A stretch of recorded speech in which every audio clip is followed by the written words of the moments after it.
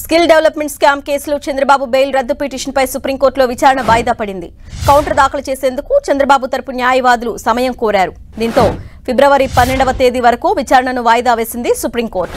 ఇరుపక్షాల వాదనలు లిఖితపూర్వకంగా సమర్పించాలని ఆదేశించింది. స్కిల్ స్కామ్ కేసులో చంద్రబాబుకు ఏపీ హైకోర్టు బెయిల్ ఇచ్చింది.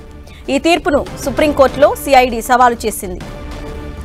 మరింత సమాచారాన్ని మా ప్రతినిధి గోపి అందిస్తారు. గోపి, సుప్రీంకోర్టులో చంద్రబాబు స్కిల్ డెవలప్మెంట్ కేసులో చంద్రబాబు బెయిల్ రద్దు పిటిషన్ విచారణ వాయిదా పడడం జరిగింది. ఫిబ్రవరి 12వ తేదీకి కేసు విచారణ వాయిదా పడింది. కౌంటర్ దాఖలు చేయకపోవడంతో కౌంటర్ దాఖలు చేసేందుకు సమయం ఇవ్వాలని చెప్పి చంద్రబాబు తరపు న్యాయవాదులు సుప్రీంకోర్టును కోరారు.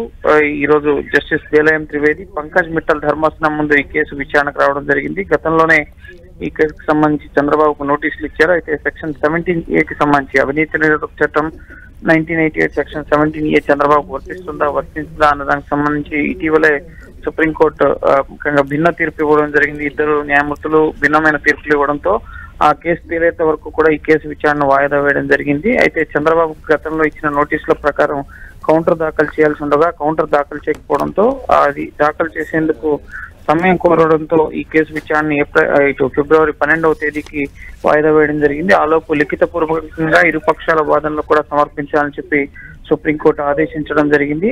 స్కిల్ డెవలప్మెంట్ కేసులో నవంబర్ 28న ఆంధ్రప్రదేశ్ హైకోర్టు జరిగింది. ఆ తదుపరి రోజే నవంబర్ 21వ తేదీన సుప్రీంకోర్టుని ఏపీ సిఐడి ఆశ్రయించడం జరిగింది.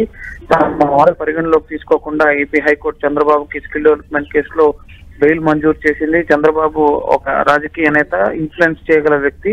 సో ఖచ్చితంగా సాక్ష్యాలను తారుమారు చేసే అవకాశం ఉంది. కాబట్టి బెయిల్ రద్దు చేయాలని చెప్పి కోరుతున్నాం. చాలా అంశాలు ముఖ్యంగా ప్రభుత్వం